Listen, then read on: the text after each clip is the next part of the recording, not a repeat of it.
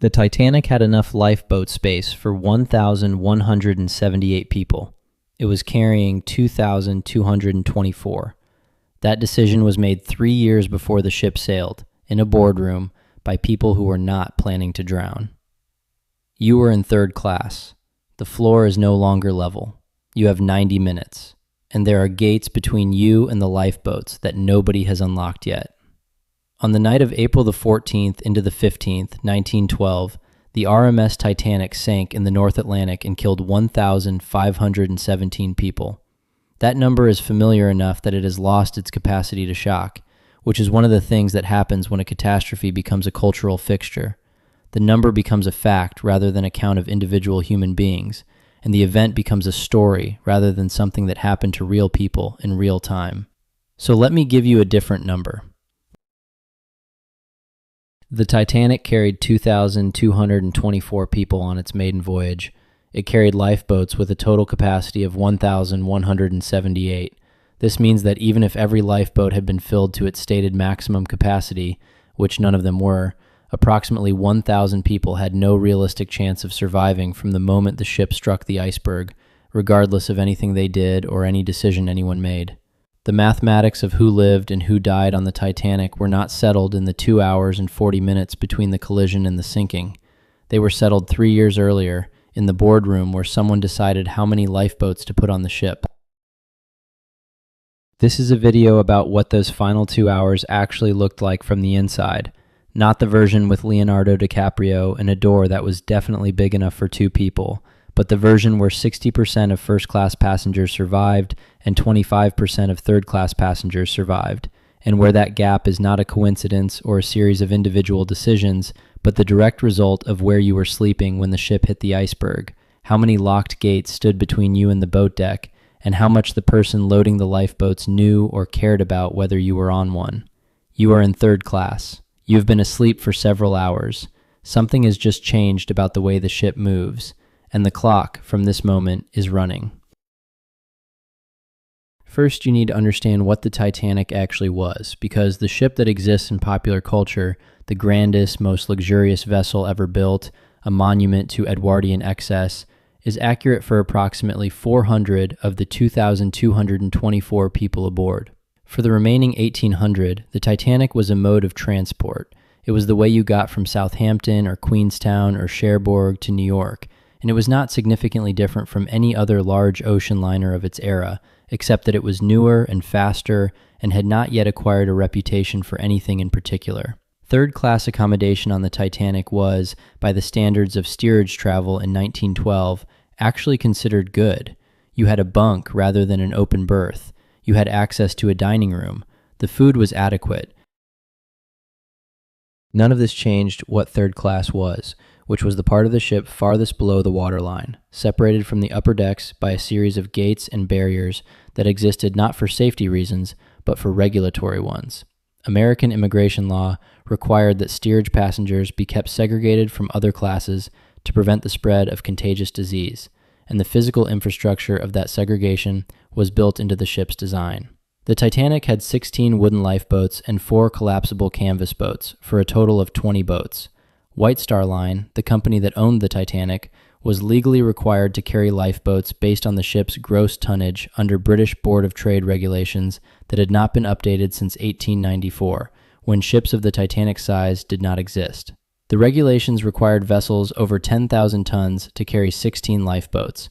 The Titanic was 46,000 tons. It carried 16 lifeboats plus 4 collapsibles, which was actually 4 more than the legal minimum and which satisfied every applicable regulation. The regulations said nothing about the number of people on board. The Board of Trade inspector who certified the Titanic as seaworthy before its departure from Southampton signed off on the lifeboat provision without objection. His name was Francis Carruthers. He survived the inquiry that followed the disaster. The 1,517 people who drowned did not survive it. The iceberg struck at 11:40 p.m. on April the 14th. The impact was not the violent collision that most people imagine. At the point of contact, it felt, to many passengers, like a mild shudder, a vibration, something scraping along the hull. Passengers in first and second class who were still awake reported noticing it, and then returning to whatever they were doing because it did not feel like an emergency. It felt like a minor incident. Several passengers went up on deck to look and found small pieces of ice on the forward deck and treated this as an amusing curiosity. A group of third-class passengers reportedly threw chunks of ice at each other in the well deck. Nobody, in the first minutes after the collision, behaved as though they were on a ship that had 20 minutes of structural integrity remaining in its forward compartments. Captain Edward Smith knew within 15 minutes of the collision that the ship was going to sink. Thomas Andrews, the Titanic's chief designer, who was aboard for the maiden voyage, assessed the damage to the first 5 watertight compartments and told Smith that the ship could float with any 4 of them flooded, but not with 5. 5 were flooding. Andrews estimated the ship had between 1 and 2 hours. Smith ordered the lifeboats uncovered at 12:05 a.m., approximately 25 minutes after the collision. He did not immediately order them loaded and launched, because loading and launching lifeboats in the middle of the North Atlantic at midnight, when the sea was calm and the ship appeared to many passengers to be completely stable, was not something that felt obviously necessary, and because the word had not yet reached most of the ship that the situation was what it was. This delay, the gap between Smith knowing the ship was sinking and the passengers knowing the ship was sinking, is one of the central facts of the Titanic disaster, and it played out differently in different parts of the ship in ways that tracked almost exactly with class. First-class passengers were awakened by stewards who knocked on their cabin doors and quietly advised them to dress warmly and come up on deck with their life belts. Second-class passengers received similar treatment somewhat later. Third-class passengers in the lower decks received information last, received it least clearly, and in a number of documented cases received it in a language they did not speak, because a significant portion of the Titanic's third-class passengers were immigrants from Eastern Europe, Scandinavia, and the Middle East who had little or no English. You are in third class, in a cabin in the forward lower decks, and the sequence of your next 2 hours is going to be determined by factors that were established before you ever boarded the ship. The most important of these is geography. Third-class accommodations on the Titanic were located primarily in the bow and stern of the ship, on E, F, and G decks, the lowest passenger decks closest to the waterline. The boat deck, where the lifeboats were, was 7 decks above you.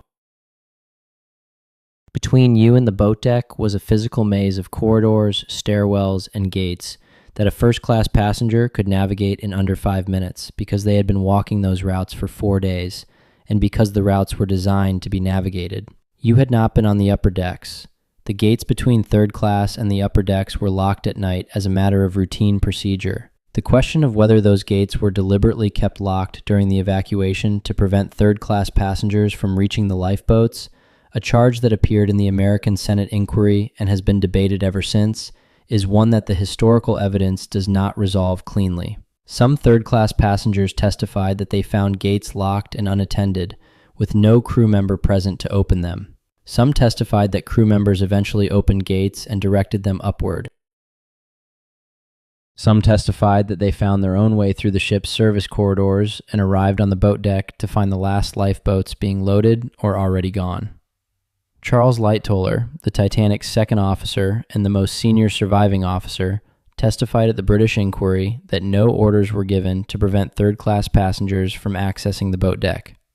Surviving third-class passengers testified to experiences that were inconsistent with that claim. Both sets of testimony are part of the official record. The truth of what happened at those gates on that night in those specific corridors is not recoverable with certainty from the evidence that exists. What is recoverable, and what the numbers make unambiguous, is the outcome. Of the 325 first-class passengers, 197 survived, a survival rate of 60.5%. Of the 285 second-class passengers, 119 survived, 42%. Of the 706 third-class passengers, 174 survived, 25%. Of the 891 crew members, 212 survived, 23%. These figures are from the British Board of Trade inquiry conducted in the months following the disaster, and represent the most carefully verified accounting of who was on the ship and who survived. The gender breakdown is equally stark and equally documented. Of the women and children in first class, all but 4 survived. Of the women and children in second class, all but 15 survived. Of the women and children in third class, approximately 55% survived, a figure that is better than the overall third class rate, but dramatically worse than the equivalent figures for the classes above. The policy of women and children first was applied on the Titanic, but it was applied in a context where access to the lifeboats was not equally distributed across the ship, and the survival statistics reflect that distribution with a precision that removes any ambiguity about what happened. Your survival on the Titanic correlated more strongly with which deck you were sleeping on than with your age, your gender, your physical condition, or any decision you made during the evacuation. The lifeboats themselves are a chapter of the Titanic story that contains its own specific horror, separate from everything else. The total lifeboat capacity was 1,178 people. The total number of people who reached lifeboats was approximately 710. The difference, approximately 468 spaces that existed in the lifeboats and were never filled, is one of the most discussed facts in the entire disaster. And it requires explanation because the explanation is not simple. The first lifeboats launched in the early minutes of the evacuation were launched nearly empty. Lifeboat 7, the first launched, left the ship at 12:40 a.m., carrying approximately 28 people against a capacity of 65. Lifeboat 6 launched with 24 people. Lifeboat 5 with 41. The reasons for this are several and interconnected. The ship still appeared stable and upright to most passengers at the time these boats were being loaded, and convincing people to leave a large, apparently solid ship for a small wooden boat being lowered 70 feet to a dark ocean in the middle of the night was genuinely difficult. Second, the officers loading the boats had received no unified briefing on how to proceed. Some interpreted their orders as requiring them to fill boats to capacity before lowering. Others interpreted them as requiring them to lower partially filled boats and load more passengers from the lower gangway doors, a plan that was never executed because the gangway doors were never opened. Third, and most simply, the crew had never practiced a full lifeboat evacuation. The Titanic's boat drill, which should have taken place on the morning of April the 14th, had been canceled by Captain Smith for reasons that were never adequately explained at the subsequent inquiries. By the time the reality of the situation had become undeniable, by 1 a.m., when the bow was visibly lower in the water and the angle of the deck was measurable without instruments, the remaining lifeboats were being loaded more urgently and more fully, but the window for an orderly evacuation was closing. The last lifeboat launched under Davit's collapsible D left at approximately 2:10 a.m., 12 minutes before the ship sank. It carried 44 people against a capacity of 47. The collapsible boats A and B were never properly launched. They floated off the deck as the ship went under and people swam to them in the water. Collapsible B floated upside down. Approximately 30 people survived by standing on its overturned hull for several hours in the North Atlantic in April, which gives you some sense of what the alternative was. The water temperature in the North Atlantic on the night of April the 14th to the 15th, 1912, was minus 2 degrees Celsius, 2 degrees below the freezing point of fresh water, kept liquid by its salt content. The medical literature on cold water immersion at that temperature is precise. Loss of effective swimming ability occurs within approximately 3 to 5 minutes of immersion. Loss of consciousness occurs within 15 to 30 minutes. Death from hypothermia occurs within 30 to 90 minutes.